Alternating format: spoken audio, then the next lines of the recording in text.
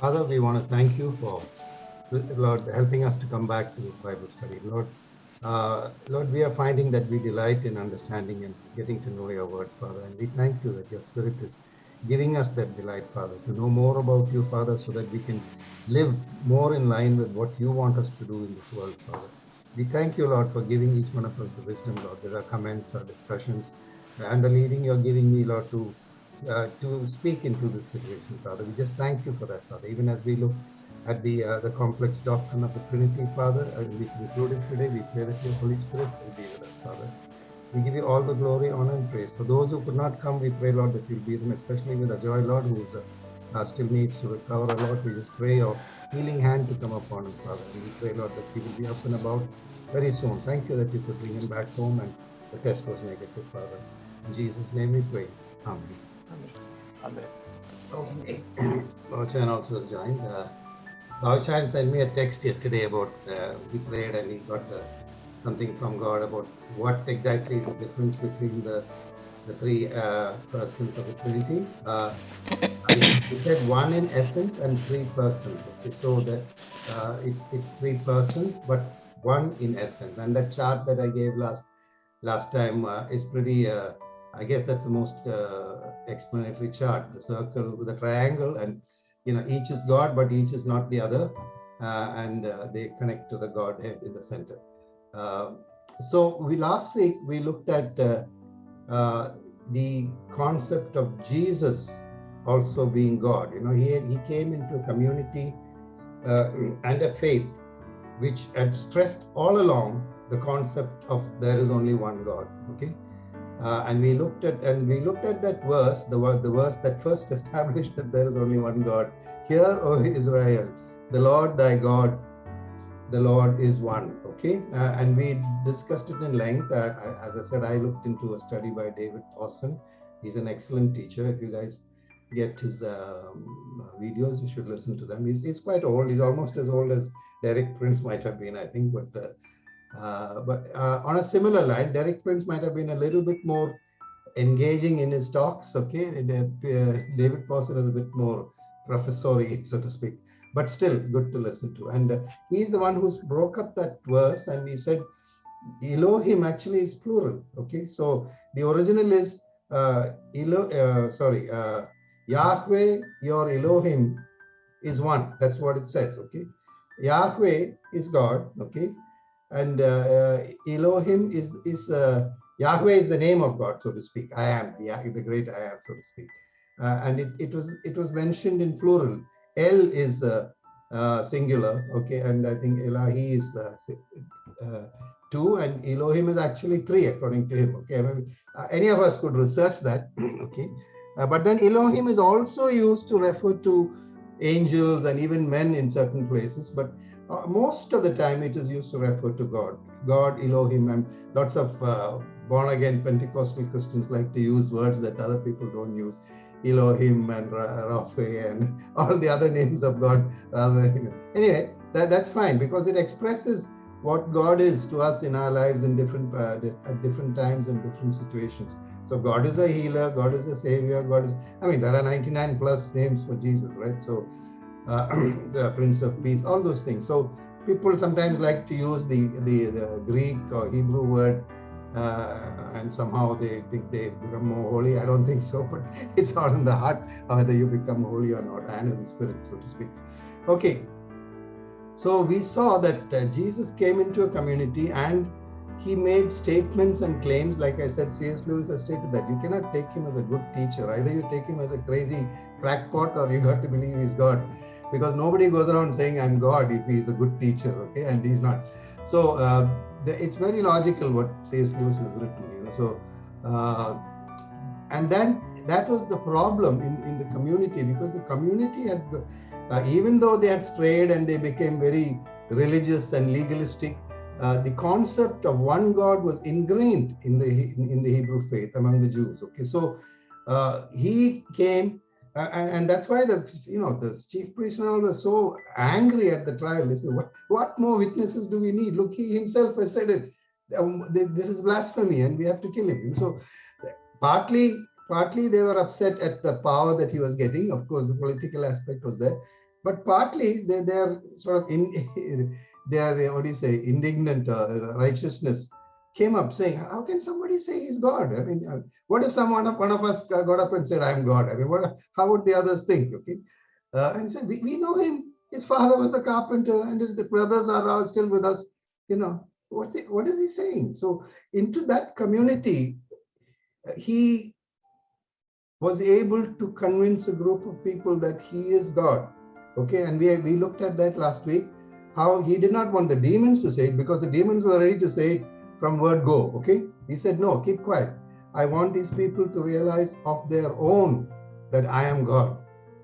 Okay, and only when Peter first confessed it, he said, now I am ready to go to Jerusalem. Okay, so the part of his mission was to establish that he is God. Okay, and it was only in the last 1.5 years, or maybe less, half a year or 3 months maybe, the mission of salvation for mankind was put into effect, because he was preaching the kingdom of God all those years. Okay, which is another subject. There wasn't so much about salvation, but there was about repentance and living a good life. Okay, only after he rose from the grave did the completeness of the salvation come, even though he did say it is finished on the cross. Okay, the finished work of Jesus was made complete. I mean, he didn't need to do anything as man once he died on the cross, but still the resurrection had to take place. The resurrection was not part of his manhood. He was not the Son of Man, you know, when he was resurrected as God. Okay, and it was the resurrection that completed the victory over death. Death which comes from sin. Okay, for all have sinned and fall short of the glory of God, and the wages of sin is death. That death he conquered when he died and he rose again. Okay, so this began to be preached by the disciples and Paul, that Jesus is God, and more and more confusion and arguments, and people, I was just reading in my devotions, people are taking Paul and Silas, putting them in the jail, Peter beating up, I mean, ready to cause a commotion wherever they went, because they're going into the synagogue and saying Jesus is God. Okay, so the Jews are the ones who had a problem. Okay, the others, they listened. Okay, the people in Greece, in Athens, they listened, and he explained to them that you're worshiping even an unknown God, and this is the God that you need to worship. So they were willing to listen, because they were always into reason and logic and intellectual discussion. But the Jews, because of the ingrained concept of there is but one God, found it very difficult to accept what the disciples were teaching. So over time, although the church with its body in Jerusalem, and then of course later in Antioch, brought out what were called the creeds, okay, these statements of faith for the Christian believer, because of the confusion. They just like when Paul was preaching to the Gentiles and telling them they don't need to get circumcised, he had to go back to Jerusalem and make the case for that, and they actually agreed, okay, as long as they don't eat meat with blood and they don't go into sexual immorality, it's fine, they don't have to circumcise. So in the same way, people, when they had started having confusion, the governing elders, wherever they were, decided that we need to make a statement of faith for our faith, the Christian faith. And that's how the Apostles' Creed came out first. Okay, in our churches, both CSI and Marthoma, we recite the Nicene Creed. Okay, and in the Nicene Creed, it is very clear. I mean, unfortunately, there are two important routines in our faith that we just do it as routine: the Lord's Prayer and the Creed. Okay, we don't pay any attention to the Creed when we say it in church. Well, I don't anyway. I don't know if you guys do. It is something that should be expressed from the heart each time we say it, because it is a declaration of our faith, that we believe in God the Father, that we believe in Jesus as God the Son, that we believe in the Holy Spirit. Okay, and I've got the Nicene Creed, but you guys go up and look up the Nicene Creed. Okay, we believe in all that. Okay, and we believe in the resurrection to come. Okay, so those statements came out because there's a lot of heresy coming out from the preaching. Some people, because the evangelists went around and preached, they didn't stay too long in any place. So after that, the churches sometimes were okay, sometimes were not okay. You see in some of Paul's letters, he had to write and admonish some of the churches which he had established because they were going off sideways. Okay. In the same way, the heresies also came, and sometimes we notice some of that. I don't have the detail, but when God gives John the revelation in the book of Revelation, when he speaks to the 7 churches, you see that some of them are doing the wrong kind of things, even though they are churches. Okay, so in the same way, the elders, and I think at that time it was in Nicene is a place, is it, Dilip? I guess so, right? Yeah. Must be, yeah. Okay. At that time, it originally Antioch was a sort of center for. That's a place in Constantinople, somewhere. Okay, somewhere in that area. Okay.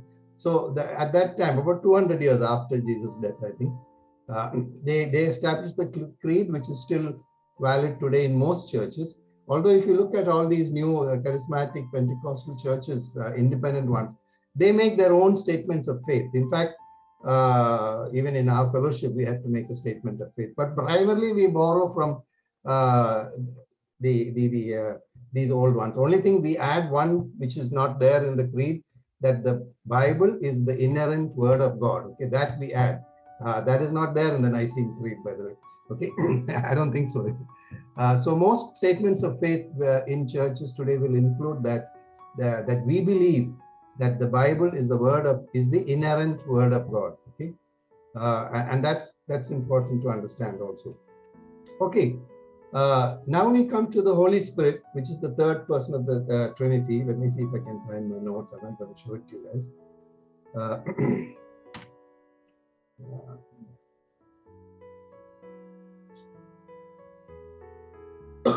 Actually, let me read out the Nicene Creed. Okay, we believe in one God, the Father Almighty, maker of heaven and earth, of all things visible and invisible, and in one Lord Jesus Christ, the only Son of God, begotten from the Father before all ages, God from God, light from light, true God from true God. Some places says very God, right? Begotten, not made, of the same essence as the Father. Through him, all things were made. For us and for our salvation, he came down from heaven. He became incarnate by the Holy Spirit. He became flesh.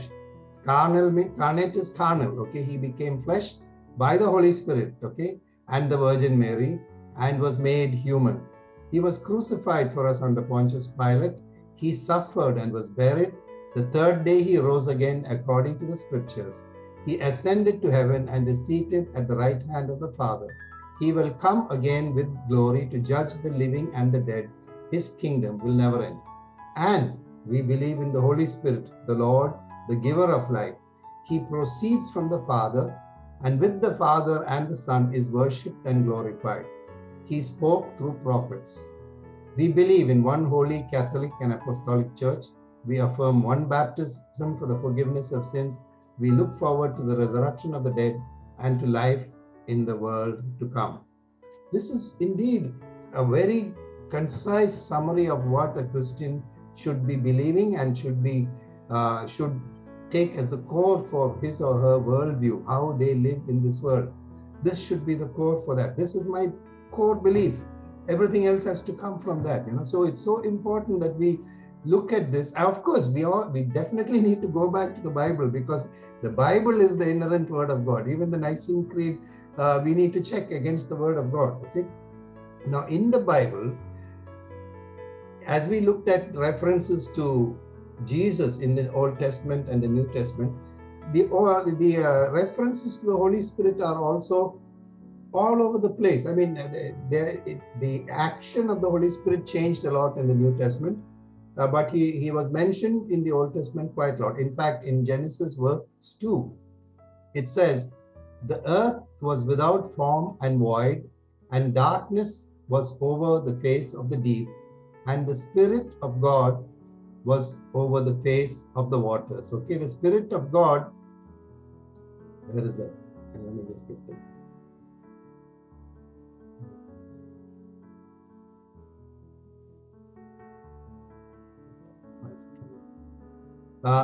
the word used, and this I got from Derek Prince in one of my first things, is the word that we use in Malayalam, ruha. Okay, when God breathed His Spirit into man, it is one of those words. I don't know what the grammar is.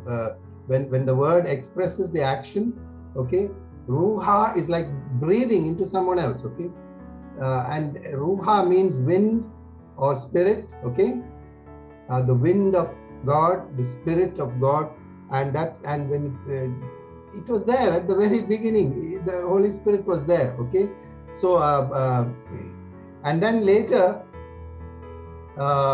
it actually says the Spirit of God was hovering over the darkness over the waters. Ruha Elohim was hovering over the water. So in effect, the plurality is already established in those two words. Elohim, we said, is plural. Okay, Ruha is spirit, one aspect of that plurality. Okay, the person. Okay, the Spirit of God was hovering over the water, and then later in Genesis 6:17, He breathed into Adam. You know, and the Spirit went into Adam. Okay, that is the spirit that died when Adam and Eve sinned. Okay, He birthed the spirit of man through breathing His Spirit into man. Okay. And that expression, I think Derek Prince explained that the word itself is an expression of like what he's doing, actually breathing into the nostrils of Adam. Okay, and we carried that word into Malayalam, the ruha. The spelling here is RUACH. Okay, for some reason, but it's pronounced ruha. Okay. Anyway. So some of the things that we can notice in the Old Testament about the Holy Spirit is the Holy Spirit participated in creation. Okay, but this is part of what Bauchan sent me yesterday. The department, so to speak, of the three persons of Trinity. God is the Creator, Jesus is the Savior, and the Holy Spirit is our guide and comforter. I think Bauchan said. Okay. But if you look at it a little bit more, I'm not in my study. I don't want to go into the activities or departments of the Holy Spirit. It was more about the doctrine and why, even though we will never fully understand it, we need to believe that this is true. Okay, that was the concept of me taking this study. Okay, but very briefly, if you look at it, I would say, and there are verses to back it up. God the Father is the creator, but He created it by His word and through His Spirit. Okay. Now, if we can understand, because by the word and for the word was all things made. It says in John. Okay. The word was in the beginning. Okay, and the word was God, and through Him all things were made. Okay, but the Spirit is the one that actually processes the work. Okay, the word is given, and the Spirit processes. So all three are involved in creation, is what I would say. But at the same time, the other part, that Jesus is the source for our salvation, absolutely true. Okay, I mean, that the Holy Spirit is the source for our continued walk of faith. Okay, and to that, just like God breathed His Spirit into man for Adam, we get the deposit of the Holy Spirit in our lives when we become born again believers. It's like God is breathing back into our lives. Our spirit is reborn, and the Holy Spirit comes to reside with us if we let Him. Okay, our spirit is reborn, and we can still block out the Holy Spirit. That's why again in Revelation, God says, "I stand at the door and knock." He's talking to a church. Okay, He's not talking to unbelievers. He's talking to a church. Okay, I'm standing. You guys are not letting me in. I want to come and sup with you. Okay, so if you can block out the Holy Spirit, even if your spirit has been rebirthed, even if you have been born again. Okay, that's the whole concept of the phrase "born again." By the way, your spirit is reborn. Okay, so we don't need to get too uppity about that word and somehow become very like if you put the same poles together for a magnet, they repel each other, right? So the word shouldn't make you just bounce back from the other person. It just means the spirit is reborn when a person does a certain thing. Like we looked at what salvation is. Okay, what is the gospel? So when you accept the word of God, repent and confess Jesus Christ, your spirit is reborn, because and the Holy Spirit can come and reside with you again. Okay, so that's the work of the Spirit. And in the New Testament and the Old Testament, the other thing is, as we said, he was there at the creation, and then he was there in giving life to humanity. When God breathed into Adam, okay, it was the Holy Spirit that was breathed into Adam. Okay, and it says even the other creatures, it could be like that. Just life for his creation came through the Holy Spirit. Okay, 2:7, Genesis 2:7 is the one that says that he breathed into the nostrils the breath of life. Okay, okay. Then thirdly, the Spirit strives with sinners. And now in Genesis, there's just one reference to that in the Old Testament, and Genesis 6:3, the Lord said, "My Spirit shall not strive with man forever." Okay, and Spirit is capital S, by the way. The other word for strive is contend or abide. Okay, so there is the concept that even in the Old Testament, the Spirit was trying to interact with human beings so that they would get convicted of doing wrong. Now, I've been reading Judges. I've not finished it yet. I think one more session. It's incredible, the cycle that that happens. It's like man doesn't want God. They just, whenever they are desperate, they cry out to God. Yeah. How to listen? It's just lying here like this. Yeah, Sam, you got to mute yourself, Sam. I'll mute you. It's okay. Sam came in late, I think. Yeah. So it is there, but very much more clearer. It is there in John 16:7 and 8, and I will read it. Jesus is telling the disciples and the people in front of him, "Nevertheless, I tell you the truth. It is to your advantage that I go away. For if I do not go away, the Helper will not come to you. But if I go, I will send him to you. And when he comes, he will convict the world concerning sin and righteousness and judgment." Conviction that we are not living the way we are supposed to live comes from the Holy Spirit. That is one of the major works of the Holy Spirit in this world. Okay, what the Spirit will do afterwards, we don't need to complicate our lives with that, or what Jesus will do after Judgment Day. We don't need to. He will be worshipped. All three will be worshipped. That's what the Nicene Creed says. That's very interesting, because Bauchan's brother-in-law Thomas had always told me that no, you should not worship the Spirit. The Spirit helps you to worship Jesus. Okay, the Spirit is not for worshiping. And but then I just saw today, and I sent it to him. And the Nicene Creed says these worship together with the Father and the Son. So, well, we need to go back to the Bible always, as I said, even for the Nicene Creed. Okay, but one would think, if it has stood the test of time till today, and it's actually mentioned in all our churches, okay, then it would stand to reason that it's true that we need to worship the Spirit also. Okay, but anyway, I'm just saying Thomas and in fact I believed him. Okay, there was this song. There's a song which says, "Father, I worship you, honor and adore you," something, and then the next line is Jesus, and the third one is the Spirit. And both Thomas and I would keep quiet there when it said, "Spirit, I love you." Okay, but I think today God showed me, was it yesterday? I don't remember, that no, He's God. Okay, we very clearly saw that each of them are God, one in essence. Okay, and God is to be worshipped by man. Okay, so even the Holy Spirit has to be worshipped, Jesus has to be worshipped, and Father has to be worshipped. We are more, tuned to loving and worshipping Jesus, because He has done things for us that is concrete. Okay, what God does for us at the other level, at the sort of spiritual level, is not so.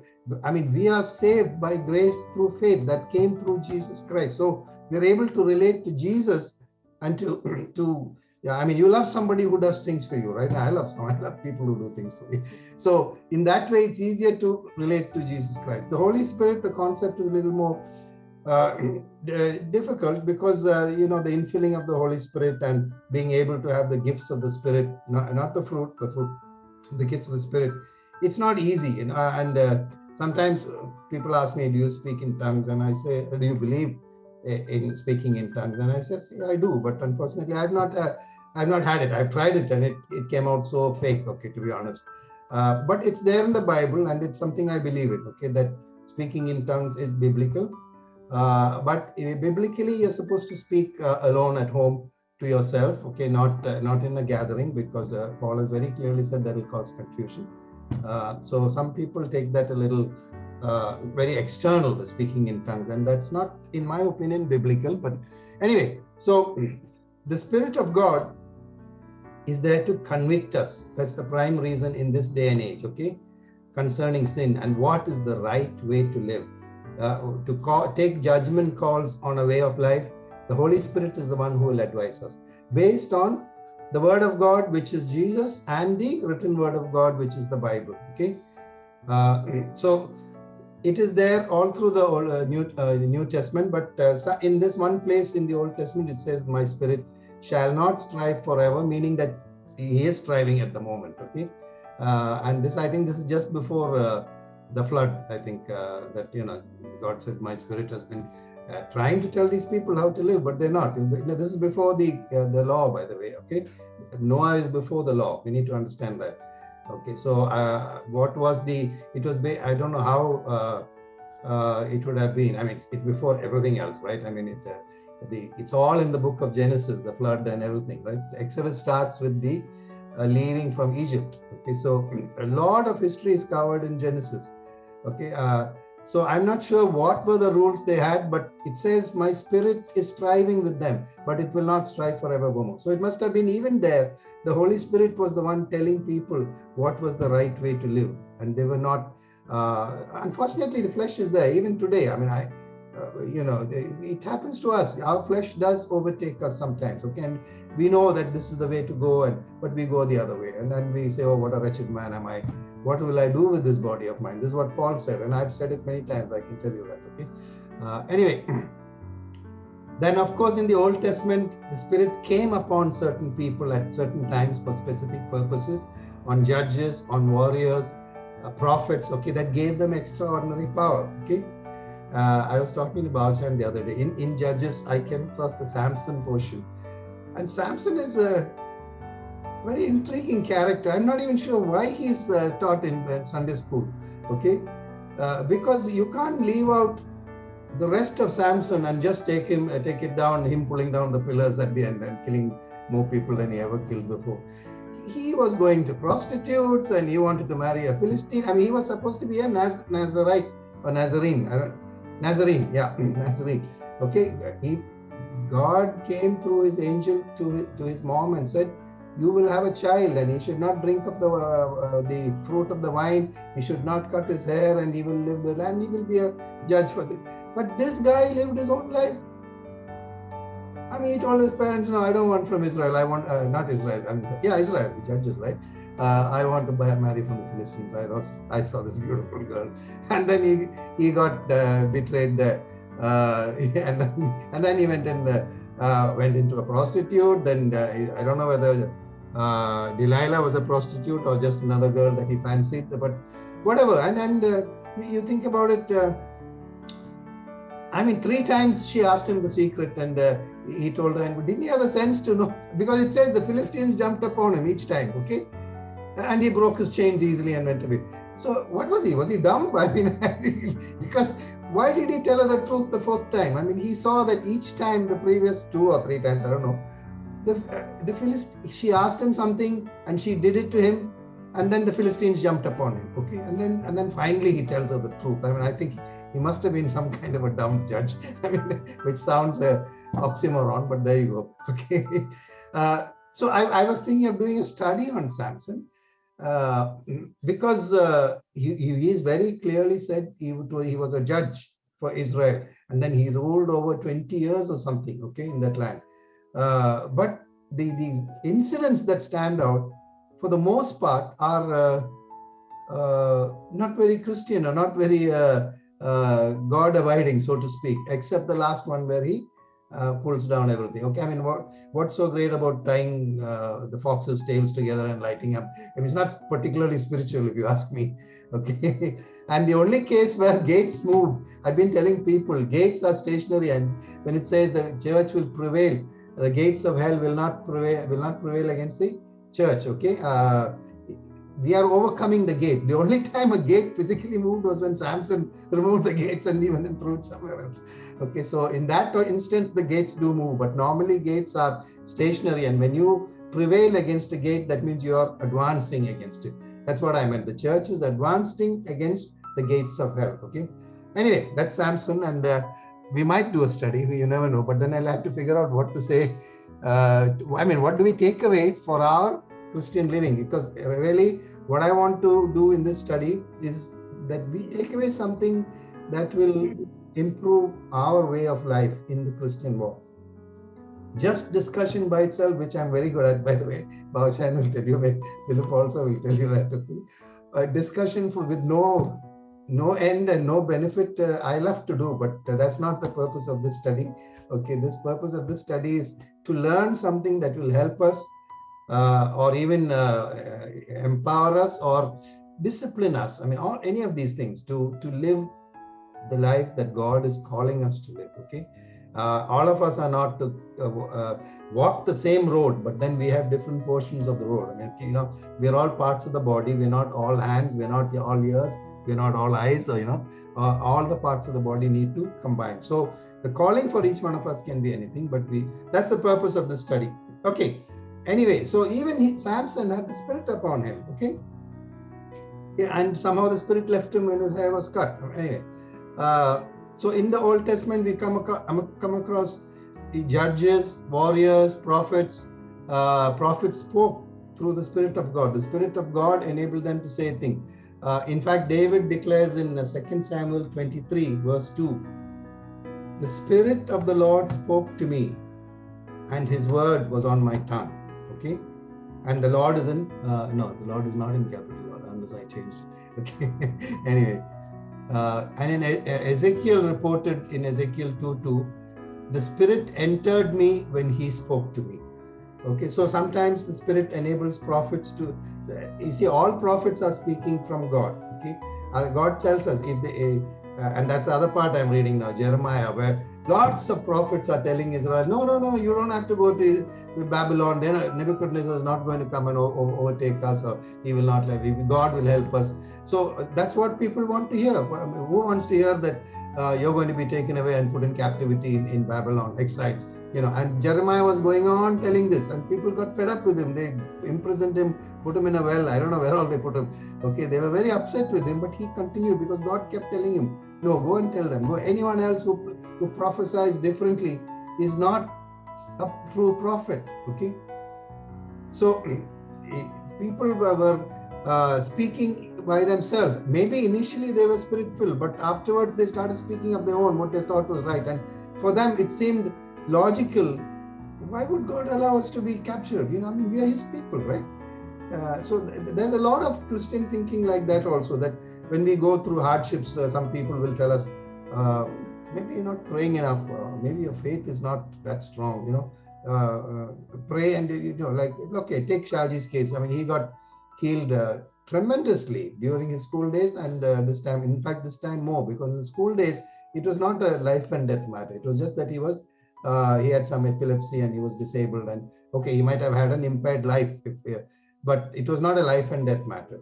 Here for 1.5 months or 2, he struggled daily with life and death. Okay, and God delivered him from that. So God is able to do that, but it doesn't happen in all the cases, and we have to come to the understanding that it is not in physical health that we have our being in God. Okay, it can be, but it need not be. Okay, so and for me, always the shining example is this guy Nick Vujicic. Okay, I still cannot believe he goes around the world preaching. He's got 2 kids or something now. He doesn't have hands and feet. I'm talking stumps. Okay, legs he's got, I think, till his knees. I'm not sure. No, he doesn't. It's just below the hips.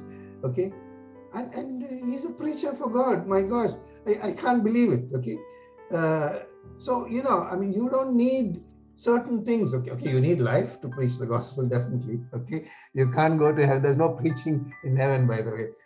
That's why we need the Holy Spirit in us for the way we should live here and now, because most of it is about reflecting the light of Jesus into other people's lives. That's what our life should be. Yes, we have to take care of our family. Yes, we have to take care of our personal needs, our wants, our needs, hunger, clothing, shelter, all that we have to take care of. But the primary purpose is to be a reflection of Jesus' love, of God's love through Jesus into this world. And the Holy Spirit helps us in that. Okay, so the Spirit is mentioned all over. Okay, and also in the Old Testament, the Holy Spirit helped people to anticipate the ministry of the Messiah. Okay, in Isaiah 11, 1-5, you will see. Where is that? Can you take Isaiah 11, 1-5?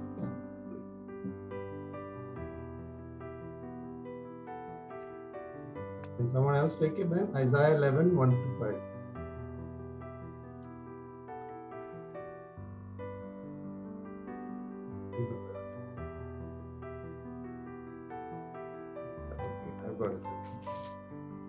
You got it? Or I can read. Okay. Oh. Isaiah 11, isn't it? Yeah, okay. 1-5. The branch from Jesse. Yeah. Are you ready? No, you read. The branch from Jesse. A shoot will come up from the stump of Jesse. From his roots, a branch will bear fruit. Yeah, the Spirit of the Lord will rest. Pardon? Yeah, go ahead. Yeah, yes. Second, verse 2 is the important one. The Spirit of the Lord will rest on him, the Spirit of wisdom and of understanding, the Spirit of counsel and of might, the Spirit of the knowledge and fear of the Lord. And he will, okay. Yeah. See, here the Lord is mentioned in capitals. So we are referring to Yahweh. Okay.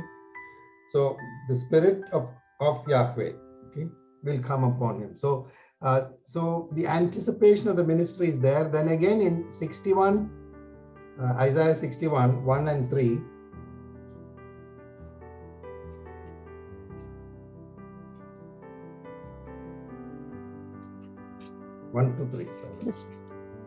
The Spirit of the Sovereign Lord is on me, because the Lord has anointed me to proclaim good news to the poor.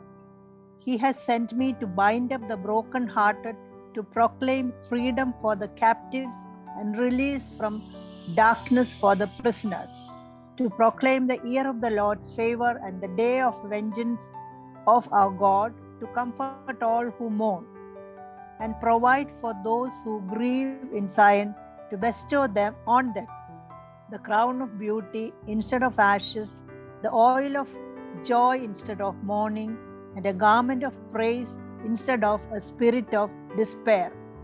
They will be called oaks of righteousness, a planting of the Lord for the display of his splendor. Okay. So again, and you know that Jesus read this verse in the synagogue on a Sabbath day, okay? And he actually says, today this has been fulfilled in me. He says that, okay? So the Spirit of the Lord was also preparing the people for the Messiah, okay?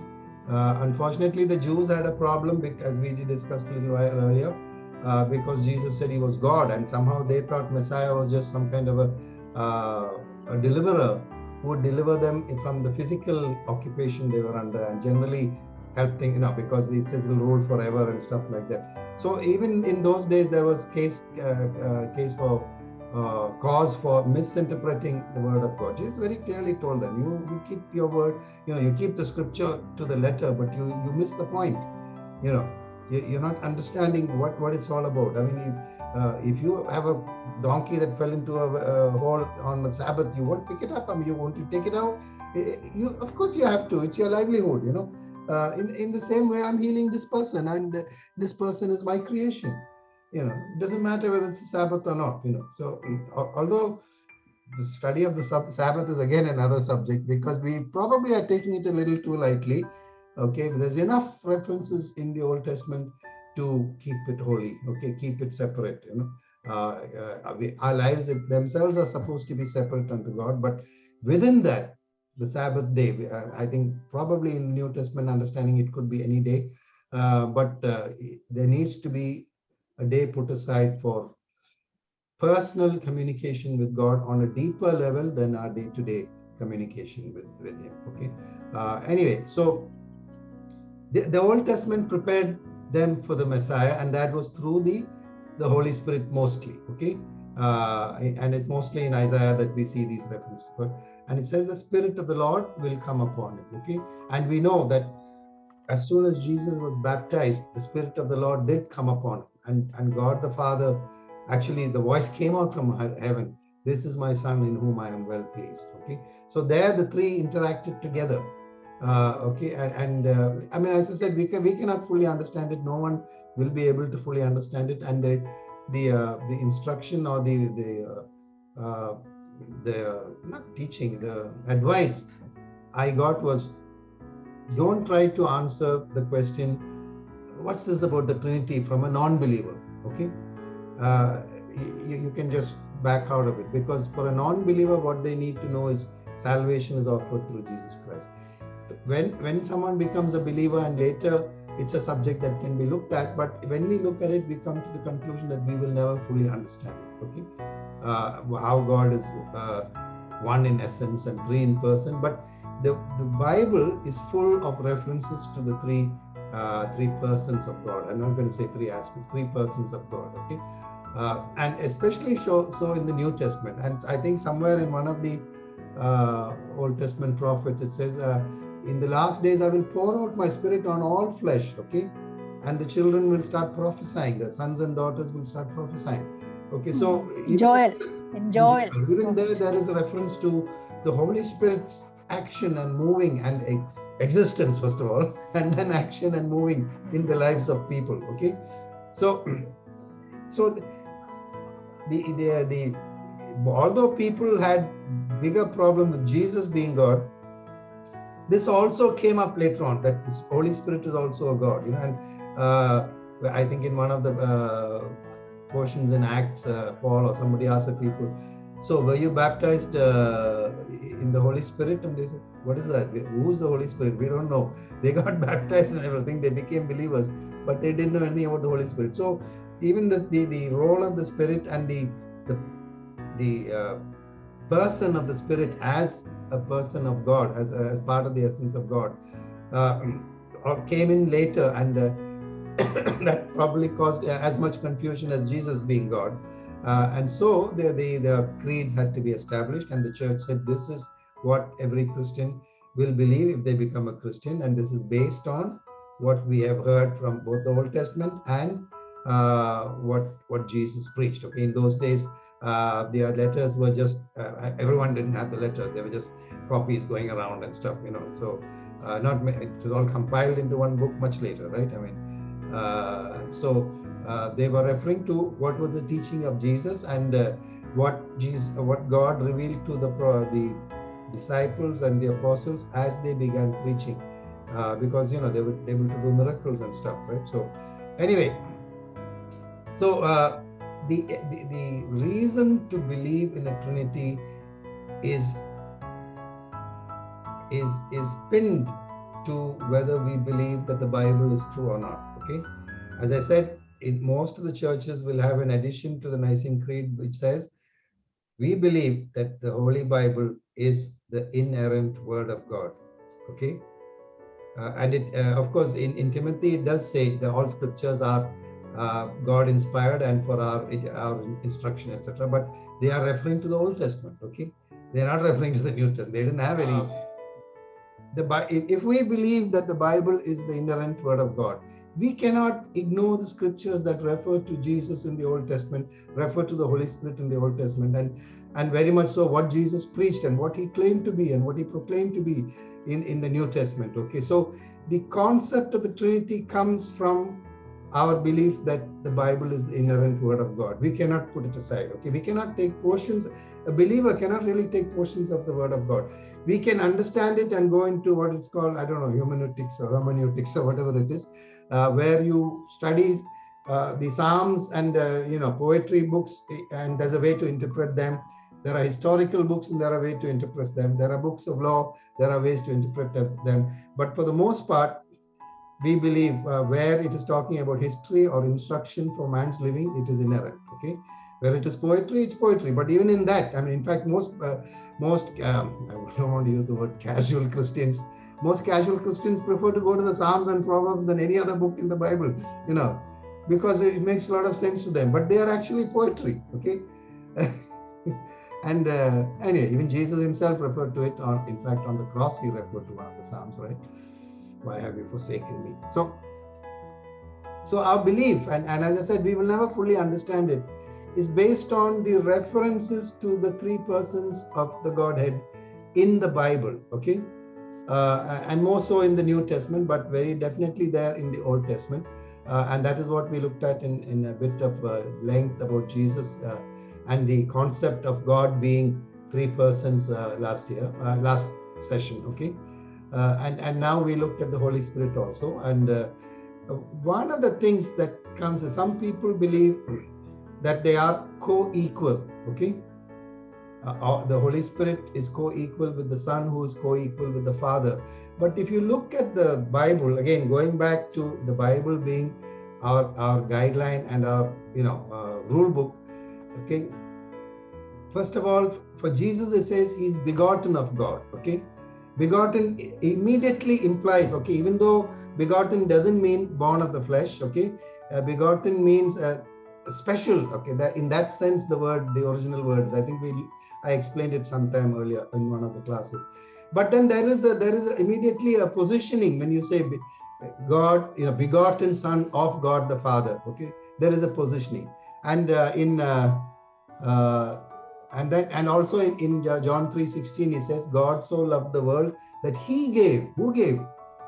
God the Father gave his only begotten Son. So again, there is a position of authority over Jesus, okay? That is implied in those verses. And finally, Jesus says about the Holy Spirit coming, okay? The Father will send the helper, okay? Let me try. No, he says, I will send him to you. But if I go, I will send him to you, okay? So again, Jesus is able to send the Holy Spirit, which again implies another level of authority, okay? So, and I think you will find it in other places also. So, although it's not critical for us, what levels of authority that the Godhead has, the persons of the Trinity, I would think it's God the Father, Jesus, and the Holy Spirit, okay? And if you look at it, the work of the Holy Spirit is primarily in this world, okay? Perhaps they all merge into one once we go to heaven, I don't know. And the work of what Jesus, the Son of Man, did was also bound in time, okay? Jesus, the Son of Man, was very definitely bound in time. Jesus, the God, is not bound in time. The Holy Spirit, the person of God, is also not bound in time. But it seems their roles, so to speak, are bound in time, okay?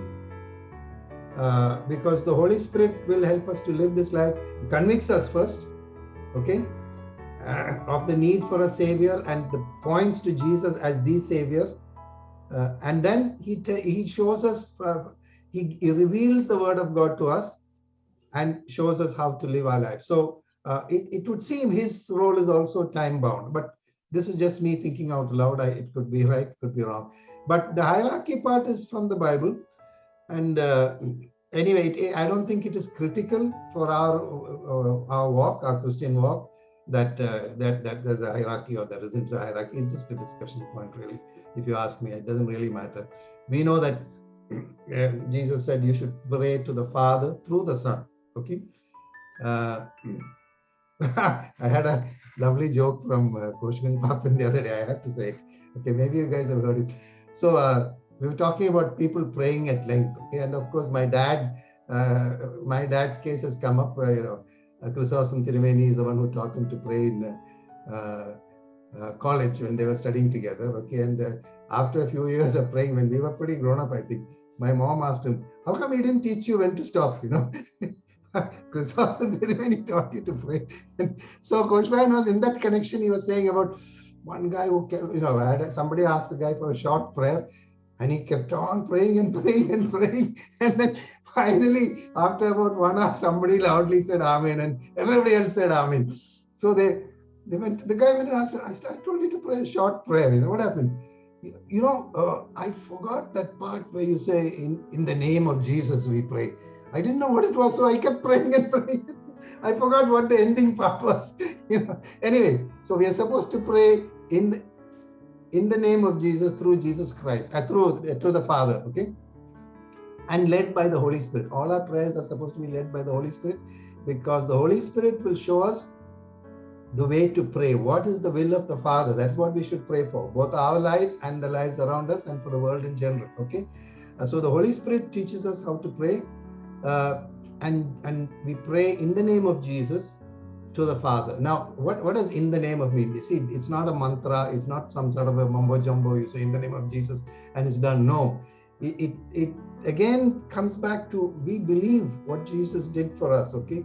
And in the power of what Jesus has done for us, because we are now restored to you and we are allowed to come into the throne room of mercy and grace, we are praying to you. That's what it means when you say in the name of Jesus, okay? We pray in the name of Jesus.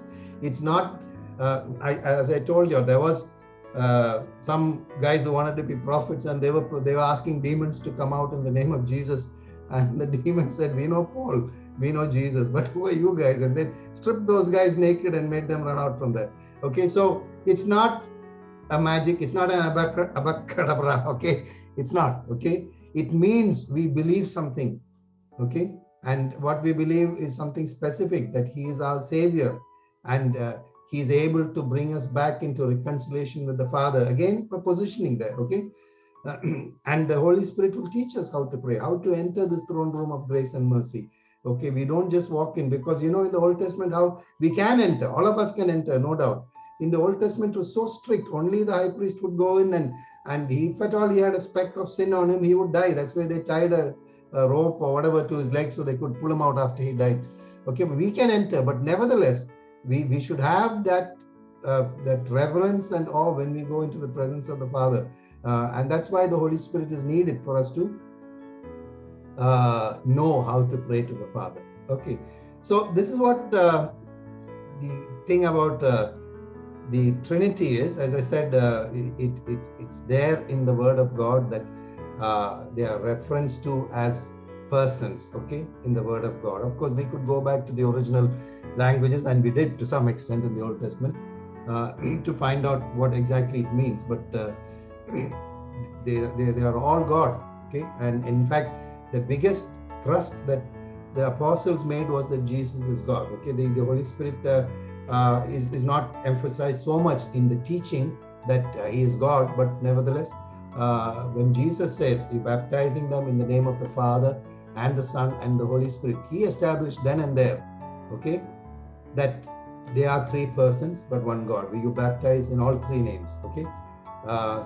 Anyway, so that's what I have on the Trinity. And of course, Bauchan did mention to me, as I said, his revelation that he got. He was praying about it, about the roles, and it's something that we can look at. But I would just say we look at it in our own studies. Okay, what I saw when Bauchan wrote is that creation, at least, was a combined effort. Okay, God the Father, the Word, Jesus, and the Holy Spirit, the activator, so to speak. Okay, because life came through the Holy Spirit. The Ruha was breathed into the nostrils of Adam. Okay. Anyway, so thanks a lot. I didn't think I would talk so long, but thank God for that. I think I just need to get back into the groove. I've been just lazing around and allowing myself to say I'm exhausted. Anyway, so yeah, Dilip, anything to add, or did I go wrong anywhere?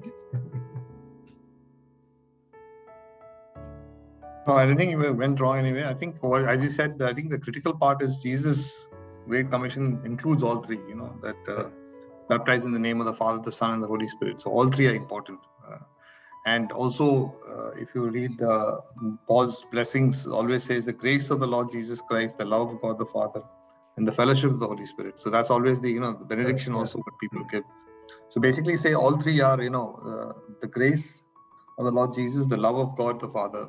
So God the Father's love, grace of Lord Jesus, and the fellowship of the Holy Spirit. Right. Yeah. And that's what all the benedictions also say. And just to make one more point, which you mentioned about the Holy Spirit's helping us to pray.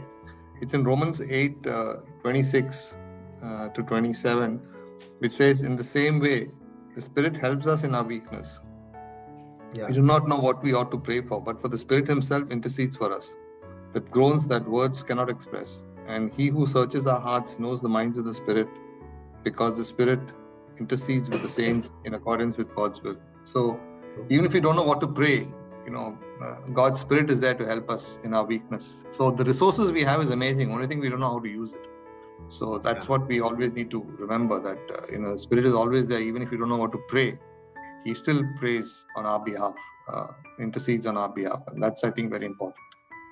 Yeah, that's all I have to say. Okay. Thanks. Bhausha, you want to expand on what you sent yesterday? കേൾക്കാമോ? കേൾക്കാം. എല്ലാം വളരെ ഭംഗിയായിരുന്നു. Thank God. Praise God. Hallelujah. Hallelujah. Thank you so much. Yeah, God bless. Mama? Oh, Renu's there. Good. Okay. Mama? Yeah, it was very enriching, the whole study.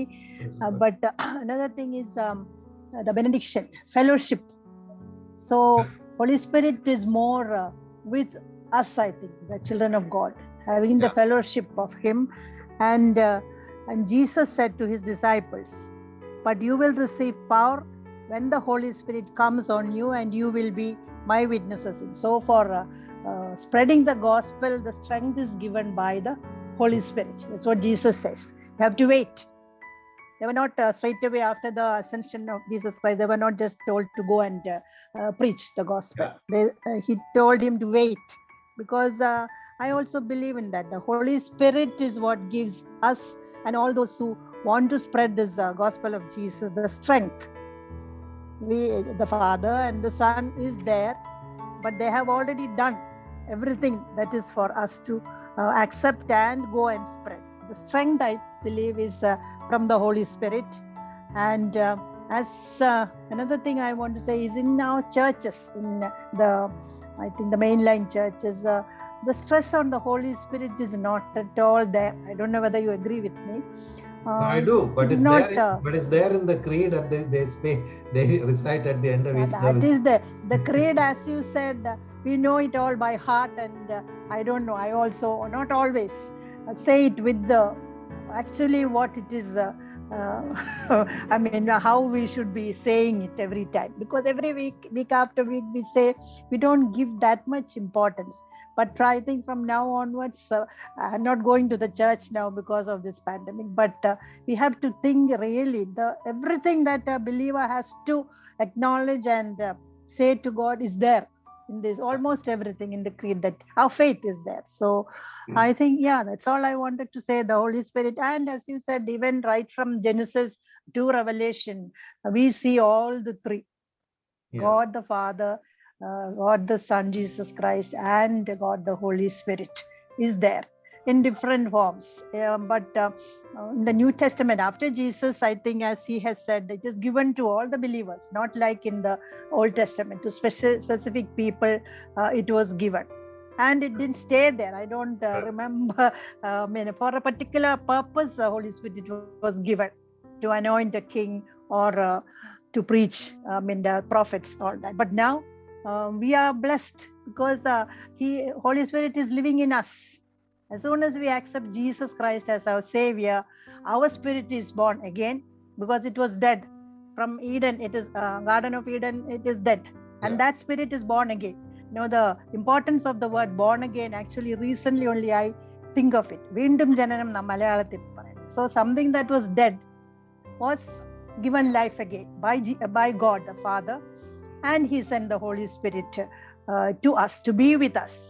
Although our spirit is born again, as you once mentioned, it is still in the baby state. It is the Holy Spirit that helps us to read the Word of God more and more, and to be in communion with Jesus, and to grow and mature and start producing the fruit of the Spirit. So Holy Spirit, as a believer, I think Holy Spirit is doing more for the believers. That's what I believe, and I think it is what I experienced also.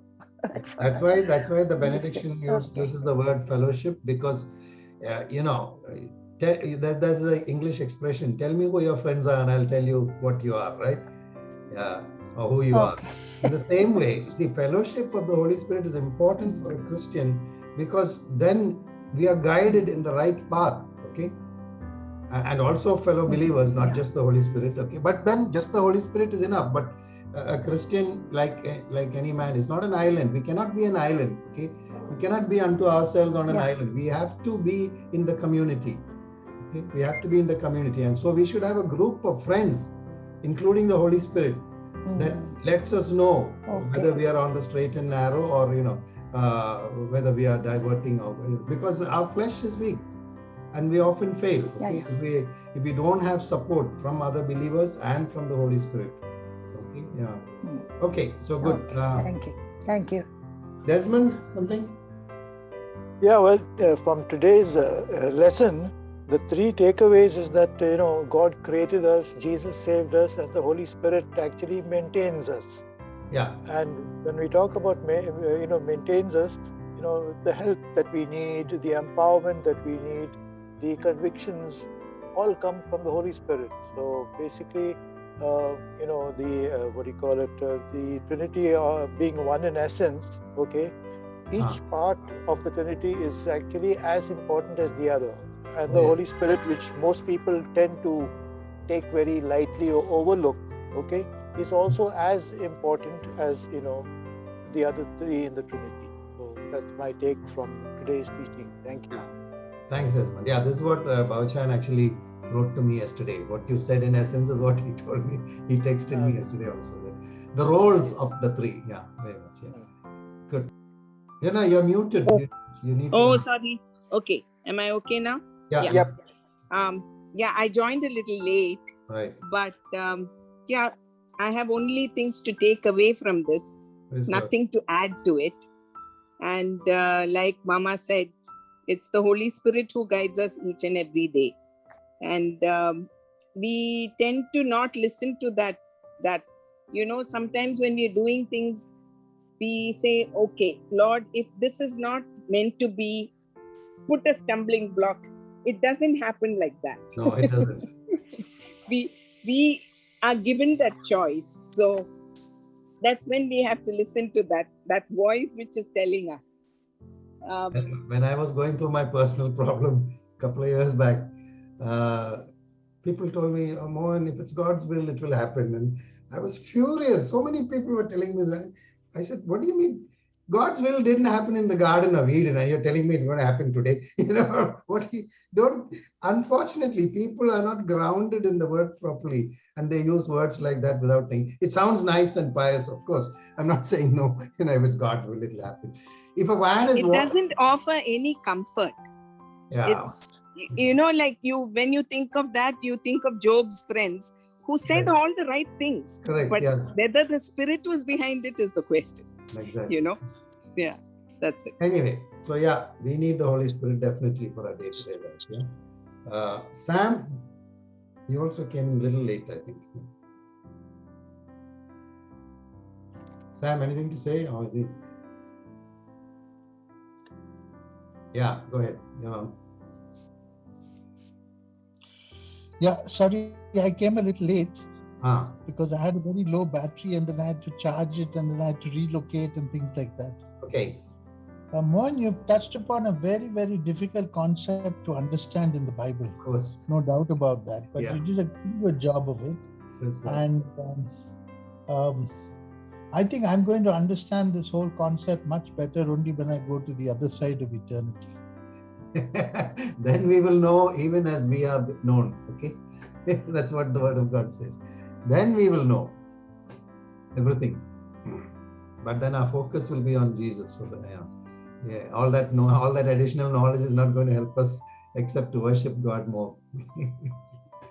Anyway, thanks, man. Right. Okay. Dia?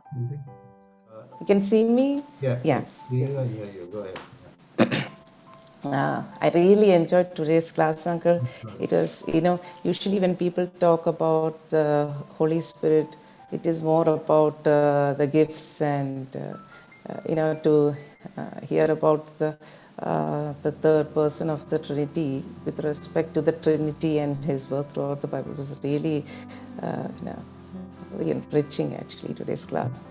For me, what I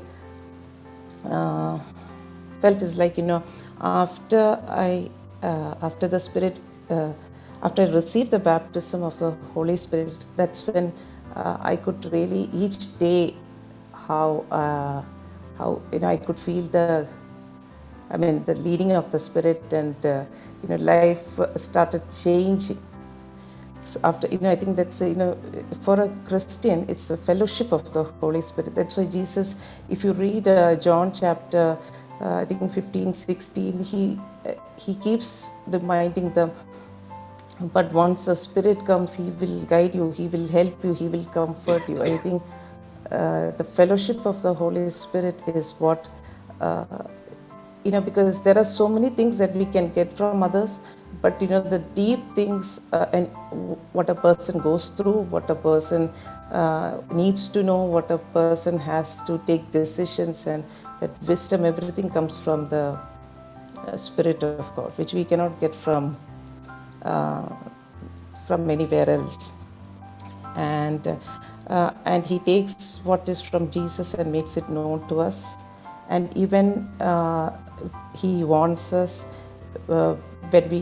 because I've experienced, there are sometimes, we get carried, as humans, we get carried by our ways, and, okay, this might be good for us, and but He gives us a restlessness, don't go forward, this is not going to, you're going to regret this, everything. I think a lot of things you can sense it when He gives you that restlessness, and when you're obeying, He gives you that peace. And I think that happened basically for me. It was after I received the baptism of the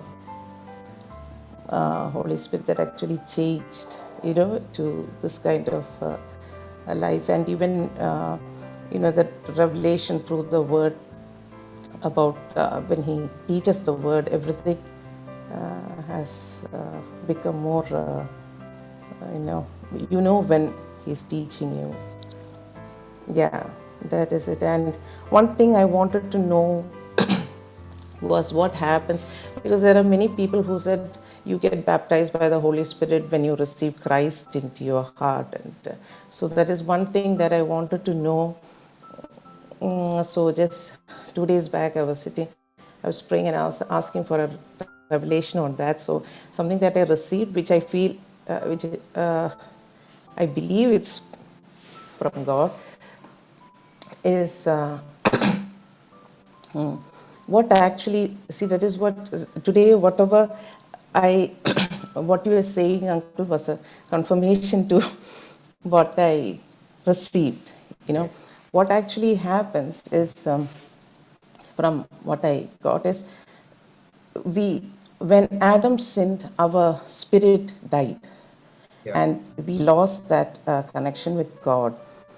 And what happened after resurrection, Jesus, it says in John chapter 20, 21 and 22, Jesus comes and sees the disciples. He appears to them. And He tells them, peace be with you. As the Father has sent me, I'm sending you. And with this, He breathed on them. Maybe you might know. He breathed. Which was John? John 20, 21 and verse 21 and 22. He breathed on them. Okay, that's interesting. Yeah, He breathed on them, and He said, receive the Holy Spirit. Right, okay. So what actually happened there is, that's when their spirit became alive. They were with Jesus all this while. They were baptized. I believe they were baptized while they were with Jesus. But when Jesus said, receive the Holy Spirit, that is when their spirits became alive. And got connected, and the Spirit came and started living in them. Okay. But still, later on, he tells, wait for the gift that my Father has promised, Yeah. which is, They're two different things. Yeah. there are two. It is very clear there are two different things. So another thing that God showed me was what actually happens to a person when you receive the Holy Spirit is, he took me to Ezekiel 37, the valley of dry bones. Mhm. When you read the valley of dry bones, in that God takes Ezekiel to a valley where it is full of dry bones. I think you might know. Yeah. And God takes Ezekiel to a place where it is full of dry bones, and he asks Ezekiel, do you think these bones will live? Mhm. And Ezekiel, like a good, with a person with wisdom, he says, God, only you know whether these people will live. And God tells him to prophesy and say that to them to come back to life, bones should join with bones and things like that. And then, but in the end, there was no breath in them. And then, then he tells Ezekiel, this is what the sovereign Lord says to the bones, I will make breath enter you and you will come to life. That is what actually happens, when a person's spirit becomes born again, when God breathes into your dead spirit. You become, from the dry bone state, you come back, you become Whole being. So this is what, and then a child who is a born again child of God has the Spirit living in them, guiding them, but only when you receive the Spirit from above, that is when he manifests through you, and when he gives you the grace and he empowers you, he gives you the power. And I don't know, in my life I have felt a big change after the baptism of the Holy Spirit. And another thing which I would like to say is that baptism of the Holy Spirit you don't need anybody to lay your hands on you. Some people say it has to be only through the laying of hands. When I was studying during my engineering college days, all alone in the room, all alone, I asked Lord, what is all this? And he just came. I felt, I sensed a wind coming, but couldn't see. And then suddenly I just started, I lifted up my hands and started speaking in tongues and crying.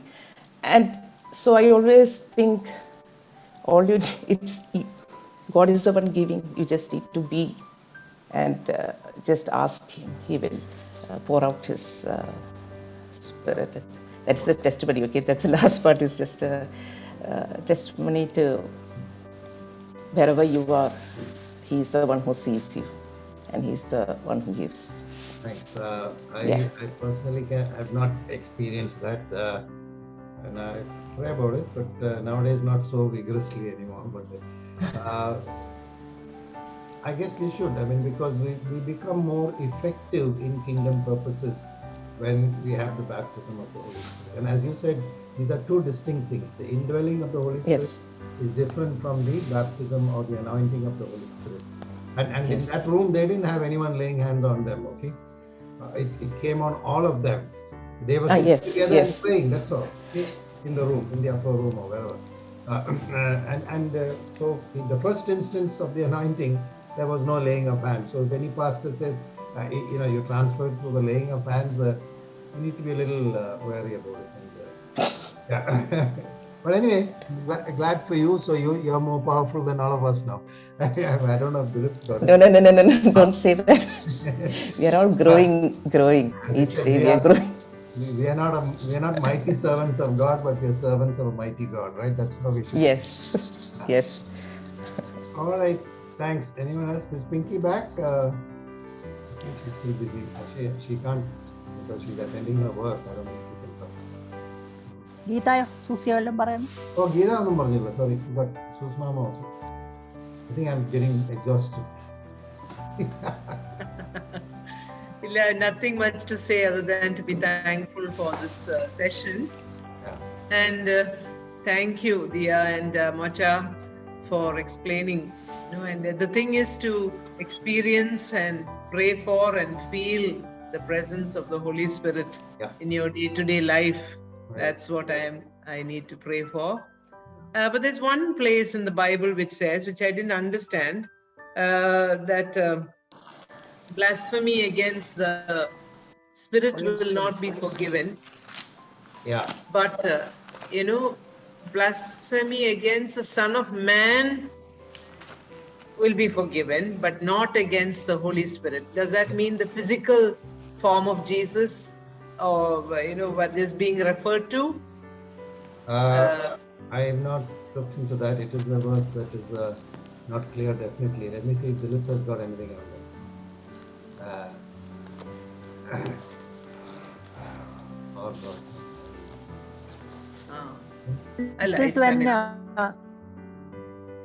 Is it when Jesus casted out the devil? That is the instance, no? When they said that he is casting out the devil with the Beelzebul, or the head of the. There also, I think it is said, no? Yeah, it is said somewhere, definitely. I don't know where exactly. But it is said. The question is, what does it mean? I mean, how come we can blaspheme against Jesus and it might be forgiven, but not. Now, when Jesus was doing it with the strength of the Holy Spirit, is it? Man, Son of Man. Then they said it is with the Satan. Okay, Dilip, please go on. Rejecting God Himself. No, I think you're rejecting the gift of the Holy Spirit is what it means. I think I'm not very sure on it, but I think that's what it means. You are rejecting God's gift that He's given you, and you're rejecting it. And I think that's what the blasphemy is. That it doesn't exist, and I'm rejecting it. So there's a gift of God that you're rejecting, and I think that's what because you're basically rejecting God as Himself. I mean, you as a Christian have believed that Jesus is a Savior, and you've done all the believers' prayer, and you've accepted Him, and now you're rejecting the gift that He's given you. Is what I think it means. I could be wrong, but that's what I think it means. One of the other ways that just came to my mind is not so much an explanation of that paragraph, but just as we looked at the Trinity, unless we believe in the Trinity, which means also the Holy Spirit is God, okay? Because blasphemy means not believing, really. Just talking to as if he's not God, I don't know what the exact definition of blasphemy might be, but it should be something that belittles the power of God, right? Or completely discounts it. So as we studied here, the Trinity is real, okay? According to the Word of God, it is real. And as I said, it is our faith in the Word of God will have to include a faith in the Trinity. Otherwise, we are taking only a portion of the Word of God. So in that sense, if you leave out because as I said, most of the emphasis, even in the videos that I saw, is on Jesus being God, okay? There wasn't so much about the Holy Spirit, okay? Nowadays, in the Pentecostal and charismatic circles, the Holy Spirit is the key, okay? And it is, because as Mama said, and as Divya said, see, the way to live is shown by the Holy Spirit. So if we ignore that and discount that the Holy Spirit is God, then we are basically saying we don't believe the Word of God. And in that sense, there is no forgiveness. Unless you believe that they are God, all three, you cannot get forgiveness, even though Jesus came and died for you. So including believing that Jesus is God, you have to believe that the Holy Spirit is also God. Could be that. I mean, that it doesn't actually explain that particular verse, but in an overall sense, you can take it like that. That belief in all three is required for salvation. The lesson, most of the doubts are cleared, but I still have doubts. One thing is the Holy Spirit is said as a person. So, but if we said we experience that, that is the guide, the counselor. then how do we understand that as a person, the Holy Spirit? And that's one thing.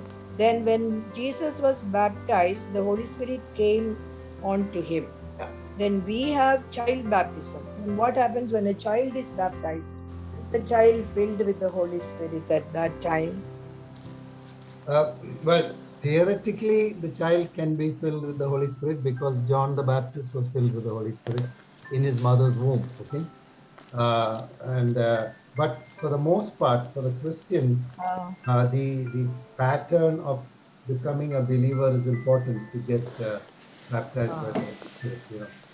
That's why now they distinguish between christening and baptism in certain circles. Christening is just including that member into the church, so to speak, and not so much the Catholic Church that we saw in the creed, okay, but in the local church that they are recognized as children and they are given Christian names at that time. But the baptism itself has to be from a personal standpoint of view. And that can be either the Holy Spirit baptism that we have talked about, or the actual immersion baptism. It is conceptually, see, Jesus said, "I will send you the Helper," which is the Holy Spirit. Okay? Holy Spirit, But if we don't believe in Jesus, and a child who is just born has to grow to a point of understanding and knowledge, to believe what the Word of God is and who the Word of God is. I think the churches are divided on which age is the earliest age for that. Some churches take adult baptism as early as 11 years, 8 years. I think even 8 years I've seen some people taking baptism. The thing is that the person, see, the salvation is a personal gift offered by God. Okay. It is offered for all mankind, but unless you receive, you don't get it. Okay, and for a child, the godparents cannot receive it for you. Okay, but the godparents have to pray. Oh my God! The child. She wants to catch me on that one. I know that. Godparents is not enough. It is a matter of the person's will. Till they are old enough. Till they are old enough to accept I'm the godparent for her daughter. That's why she's saying it.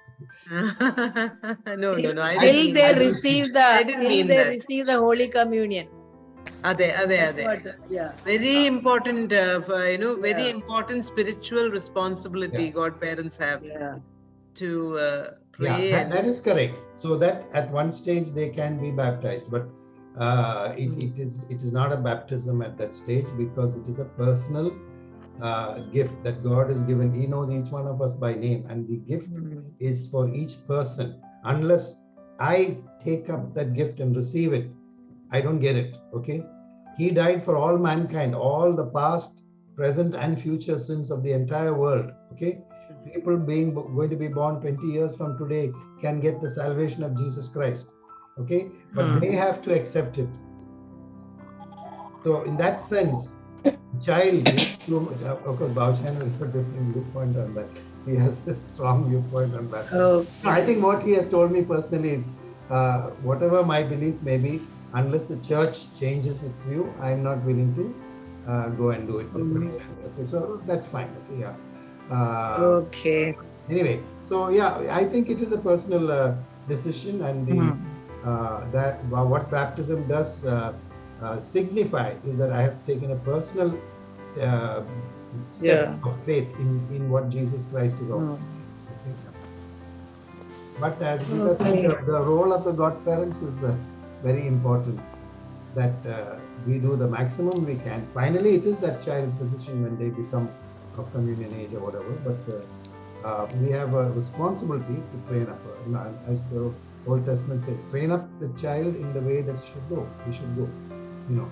So for the most part, our parents have done it collectively, and thank God for that. Okay, but there are lots of families in the world where that does not happen. So anyway, all right. Thanks everyone. Okay, Mohan. Thank you. Go take rest. Wonderful being back together in study. Thank you.